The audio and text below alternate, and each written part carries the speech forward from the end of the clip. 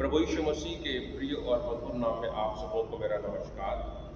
प्यारे भाइयों और बहनों, मैं विश्वास करता हूँ कि हम सब अपने घरों में रह करके ऑनलाइन आराधना की तैयारी में लगे हुए हैं और मैं विश्वास करता हूँ कि हम इन आराधनाओं के द्वारा, परमेश्वर की भक्ति के द्वारा हम सब ने बहुत सारी आशीषें परमेश्वर से प्राप्त की हैं। 7 मई को हमने उपवास और प्रार्थना का समय रखा हुआ था और मैं ये भी विश्वास करता हूँ कि हमें से बहुत सारे लोग इस उपवास और प्रार्थना में भाग लिए और परमेश्वर की आशीषों को हमने अनुभव किया है। प्रियो, हम इस बात को जान रहे हैं, हम समझ रहे हैं कि ये जो समय है वो बहुत कठिन है हम सबों के लिए, ना केवल हमारे लिए लेकिन पूरी दुनिया के लिए, हमारे पूरे देश के लिए। जब आप समाचारों को पढ़ते हैं, जब आप टेलीविज़न में न्यूज़ देखते हैं, तो इस बात को आप समझ रहे हैं कि हमारे देश की स्थिति कितनी बुरी हो गई है, कितनी खराब हो गई है और आगे ये कैसा होगा वो हम नहीं जानते हैं। अस्पतालों की हालात, दवाइयों की कमियां, ऑक्सीजन की कमी, सारी बातें हैं जो हमें एक तरह से निराशा की ओर ले जाती हैं। इन सब बातों को जब हम सोचते हैं तो ऐसा लगता है कि पता नहीं हमारे जीवन का क्या होने वाला है। लेकिन परमेश्वर के वचन को जब हम पढ़ते हैं तो हमारे लिए बहुत सारी बातें हैं जो हमें आशा से भर देती हैं, जो हमारे लिए उत्साह का कारण बनती हैं। हम जो वचन आज हमने योना की किताब से 3रा अध्याय जो पढ़ा, वो हमारे लिए इस बात को प्रदर्शित करती है कि हम प्रभु के चरणों में आ सकते हैं। प्यारे भाइयों और बहनों, इस अध्याय के 4थे अध्याय के अंतिम पद में लिखा हुआ है, क्या मैं उस पर तरस ना खाऊं। ये निनवे शहर के संदर्भ में लिखा हुआ है और परमेश्वर कहता है कि क्या मैं उस पर तरस ना खाऊं। हमारा परमेश्वर तरस खाने वाला परमेश्वर है। हम थोड़ी देर योना की पूरी कहानी को कम शब्दों में स्मरण करने की कोशिश करेंगे कि कैसे परमेश्वर ने योना को बुलाया और योना को उसने आदेश दिया कि वो निनवे नगर को जाए और उसके विरुद्ध वो प्रचार करे, क्योंकि उसकी बुराई मेरी दृष्टि में बढ़ गई है। ये पहले अध्याय के 2 पद में परमेश्वर योना से कहता है कि तू निनवे नगर को जा और उस नगर के विरुद्ध में प्रचार कर, क्योंकि वहाँ बुराई बहुत बढ़ गई है। लेकिन योना जो है वो परमेश्वर की आज्ञा का उल्लंघन करता है और वो निनवे जाने के बजाय वह तर्शीश को चला जाता है। जब वो रास्ते में जब जाते रहता है जहाज में, तो प्रचंड आंधी वहाँ आती है, समुद्र में आंधी आती है और फिर उसका जहाज डूबने लगता है, टूटने लगता है। और फिर आगे की कहानी आप जानते हैं कि कैसे जो जहाज में जो मल्लाह होते हैं वो उसको उठा करके समुद्र में फेंक देते हैं और तब समुद्र शांत हो जाता है। और फिर परमेश्वर ने उसके लिए वहाँ एक बड़ी मछली को रखा हुआ रहता है कि वो उसको निगल ले और उसके पेट में वो 3 दिन और 3 रात वो रहता है, ऐसा बाइबल बताती है। लेकिन दूसरे अध्याय में जब जाते हैं तो वो इस बात को महसूस करता है कि परमेश्वर जो है उसका बचाने वाला परमेश्वर है और परमेश्वर से वो प्रार्थना करता है। लेकिन जब हम 3रे अध्याय में जब जाते हैं तो हम इस बात को पाते हैं कि फिर परमेश्वर जो है योना को फिर से इस बात के लिए आदेशित करता है कि वो निनवे नगर को जाए और वहाँ जा कर के वो प्रचार करे। जब हम 3रे अध्याय के 4थे पद को देखते हैं तो लिखा है कि योना ने प्रचार किया उस नगर में जहाँ परमेश्वर की दृष्टि में पाप और बुराइयां बढ़ गई थी। निनवे नगर के विरुद्ध जाकर के वो प्रचार करता है और बाइबल बताती है कि वो ये कहता है कि 40 दिन बीतने के बाद निनवे पलट दिया जाएगा। 40 दिन बीतने के बाद निनवे पलट दिया जाएगा। और जब ये बात लोग सुनते हैं तो उनके मनों में डर और भय पैदा हो जाता है। और देखिए वहाँ क्या होता है, और लिखा हुआ है, लोगों ने परमेश्वर के वचन की प्रतीति की।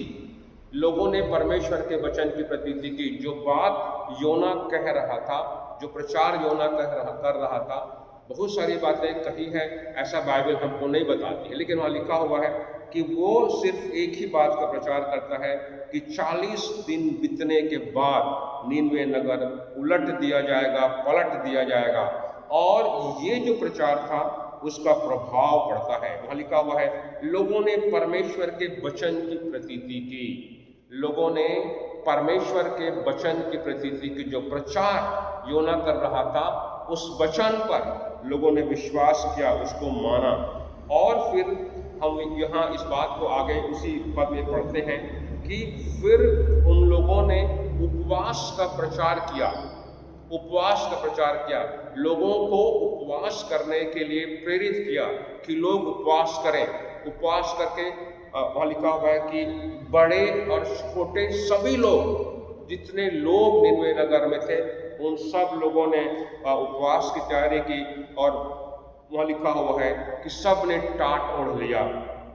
और उसके आगे हम परमेश्वर के वचन में देखते हैं कि जब राजा, निनवे नगर का जो राजा है, वो भी इस बात को जब सुनता है तो वो भी अपने आप को नम्र कर देता है। अपने आप को नम्र कर देता है। पहली बात हमने देखा कि उन लोगों ने परमेश्वर के वचन पर विश्वास किया और उपवास की तैयारी की। दूसरी बात हम निनवे नगर के राजा के बारे में पढ़ते हैं कि वो भी अपने सिंहासन से उतर जाता है, वो अपने सिंहासन का त्याग कर देता है। और लिखा हुआ है कि उसने राजकीय वस्त्र का भी त्याग कर दिया।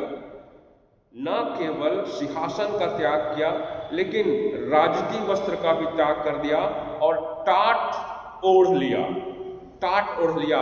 एक तरह से हम कह सकते हैं प्यारे भाइयों और बहनों, वो राजा था, वो सबसे शक्तिशाली था उस देश में, उस शहर में। उसके बावजूद वह लिखा हुआ है कि उसने राज सिंहासन को छोड़ दिया, उसने राजकीय वस्त्र को छोड़ दिया।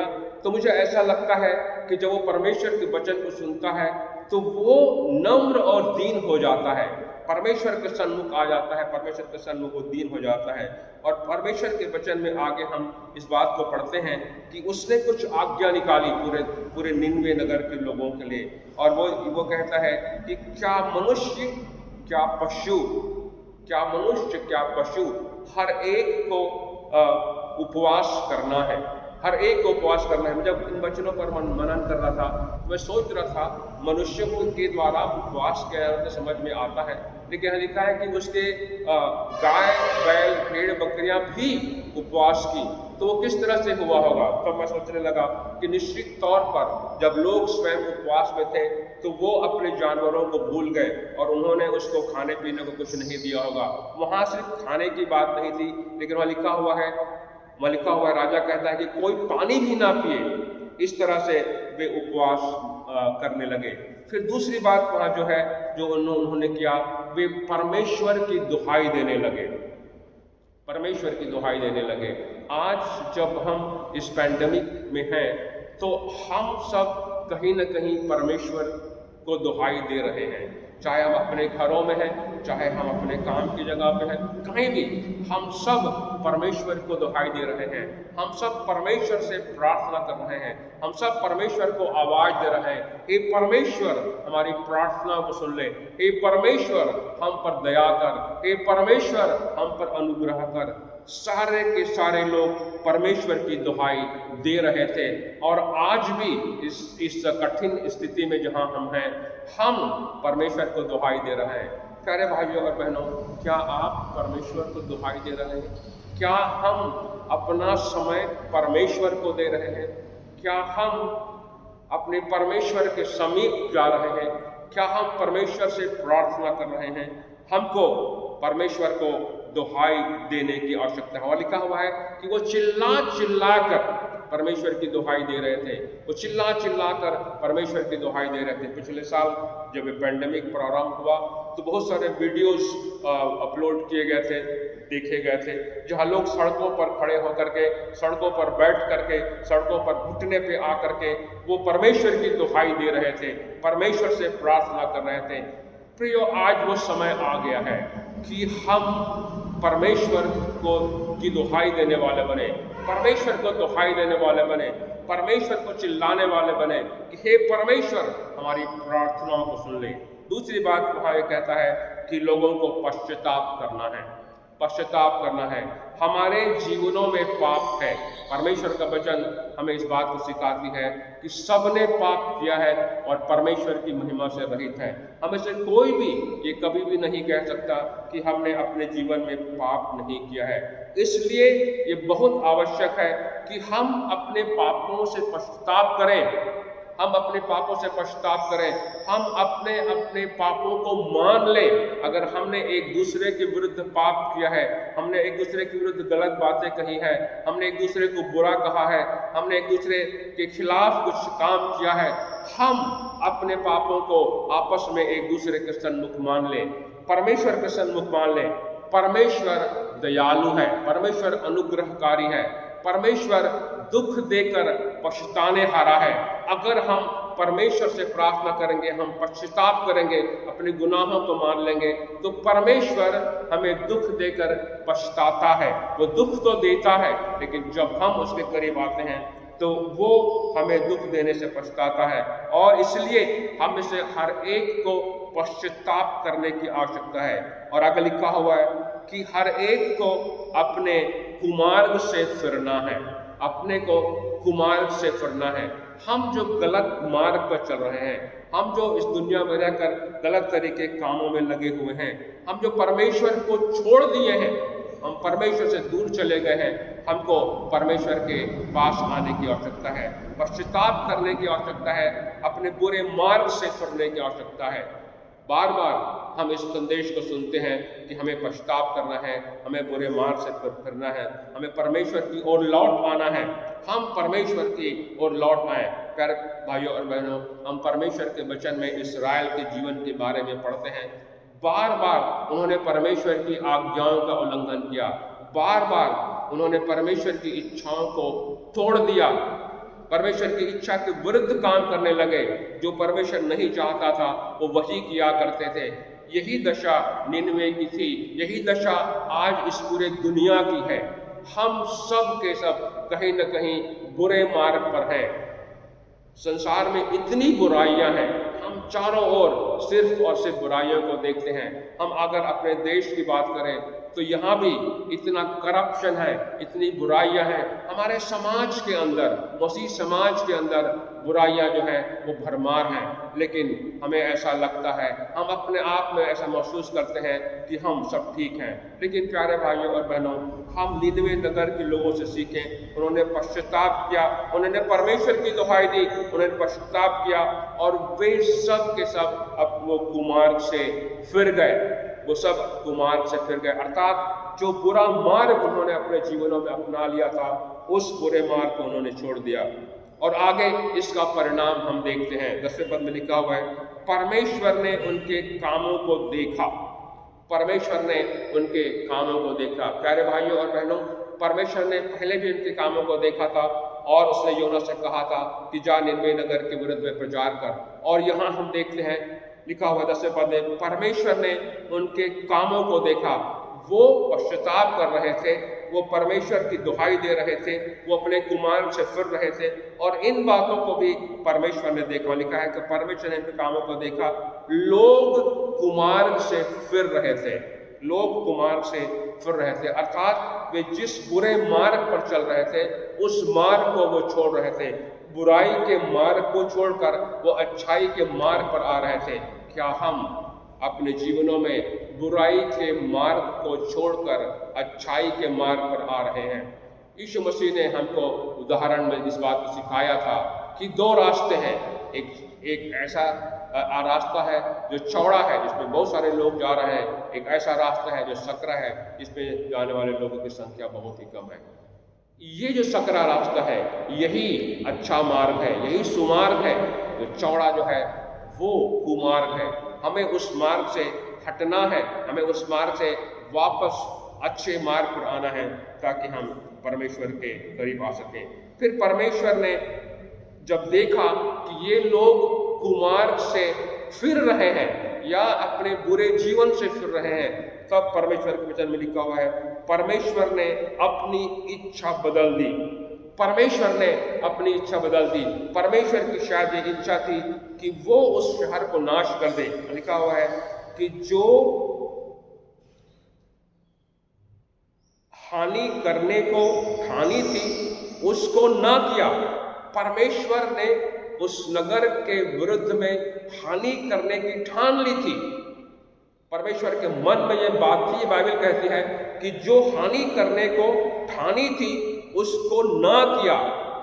परमेश्वर से जब हम प्रार्थना करते हैं तो जो हानि करने की परमेश्वर ने ठानी है हमारे विरुद्ध, हमारे लोगों के विरुद्ध, हमारी कलीसिया के विरुद्ध, हमारे शहर के विरुद्ध, हमारे देश के विरुद्ध, अगर हम सब मिलकर के परमेश्वर के करीब आ जाते हैं, कुमार्ग से फिर जाते हैं, पश्चाताप करते हैं, परमेश्वर की दुहाई देते हैं, तब परमेश्वर जो है अपनी इच्छा को, अपनी मर्जी को जो उस शहर के लिए, उस देश के लिए या हम सब के लिए है, उसको वो बदल देगा।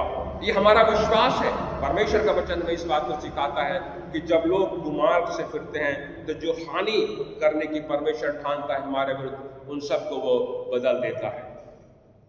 प्यारे भाइयों और बहनों, योना को ये बात अच्छी नहीं लगी, लेकिन हम इस बात को चौथे अध्याय में पाते हैं कि परमेश्वर अनुग्रहकारी और दयालु है। वो हम सब से प्रेम करता है। वो मनुष्यों की तरह नहीं सोचता है, वो मनुष्यों से बढ़ करके सोचता है। निनवे नगर के लोग बुरे थे, लेकिन जब उन्होंने पश्चाताप किया, जब वो बुराई के मार्ग से फिर गए, परमेश्वर उन सबको क्षमा करने को तैयार हो जाता है। वहां लिखा हुआ है कि क्या इस नगर के 1,20,000 लोगों को मैं यूं ही छोड़ दूं? उनको मैंने बनाया है, वो मेरे लोग हैं, उन्होंने गलतियां की हैं, उसके बावजूद जब पश्चाताप करते हैं तो परमेश्वर इस बात को योना को बताता है कि वो उन पर दया करने वाला ईश्वर है, वो उनको क्षमा करने वाला ईश्वर है। वहां लिखा हुआ है अंतिम पद में, क्या मैं उन पर तरस न खाऊं? क्या मैं उन पर तरस न खाऊं? इन 1,20,000 लोगों पर मैं तरस न खाऊं? और परमेश्वर जो है निनवे नगर को बचा लेता है। प्यारे भाइयों और बहनों, परमेश्वर आज हमारे शहर को भी, वो हमारे देश को भी बचा सकता है, लेकिन आवश्यकता इस बात की है कि हम परमेश्वर के वचनों को सुने, हम परमेश्वर को दुहाई देने वाले बने, हम परमेश्वर के सामने अपने गुनाहों को मान लें और हम अपने बुरे मार्ग से फिरें। अगर इन बातों को हम अपने जीवन में करते हैं, निश्चित तौर पे परमेश्वर हम पर तरस खाएगा, परमेश्वर हम पर दया करेगा, परमेश्वर हम पर अनुग्रह करेगा। उसने हम सबसे प्रेम किया और अपने प्रेम के कारण ही उसने अपने इकलौते पुत्र प्रभु यीशु मसीह को इस संसार में भेजा कि उसके क्रूस पर मारे जाने से हम उद्धार प्राप्त कर सकें। प्यारे भाइयों और बहनों, जब हम उसके चरणों पर आते हैं, परमेश्वर हमको क्षमा करने को तैयार है, परमेश्वर हम पर अनुग्रह करने को तैयार है, परमेश्वर हम पर तरस खाता है। वो वही सच्चा ईश्वर, सच्चा परमेश्वर आज भी है। क्या हम उसके चरणों पर आने को तैयार हैं? परमेश्वर करे इन वचनों के द्वारा से हम बहुतायत की आशीष प्राप्त करें। आइए हम प्रार्थना करेंगे। प्यारे पिता परमेश्वर, हम तेरे चरणों पर आते हैं, तेरे नाम का धन्यवाद शुक्रगुजार करते हैं तेरी दया और तेरे अनुग्रह के लिए। हम तेरा धन्यवाद करते हैं पिता परमेश्वर तेरे वचनों के लिए, जो हमें इस बात के लिए प्रोत्साहित करता है कि हम तेरे चरणों पर आ जाएं, हम तेरे वचन को सुनने वाले बने, हम पश्चाताप करें, हम बुरे मार्गों से फिरें, हम तुझे दुहाई देने वाले बने। प्यारे पिता परमेश्वर, इस कलीसिया को अपने हाथों में ले, हर एक की अगुवाई कर पिता परमेश्वर, कि वो तेरे वचन के अनुसार से अपने जीवनों को बिताने वाले बन सकें। हमारे जीवनों में जो पाप है, जो गुनाह है, हम उन सब के लिए तुझसे क्षमा चाहते हैं पिता परमेश्वर। हमें माफ़ कर, हमारी अगुवाई कर कि हम तेरे चरणों में रह करके निरंतर तेरी महिमा करने वाले बन सकें। यीशु मसीह के नाम से मांगते हैं, आमीन।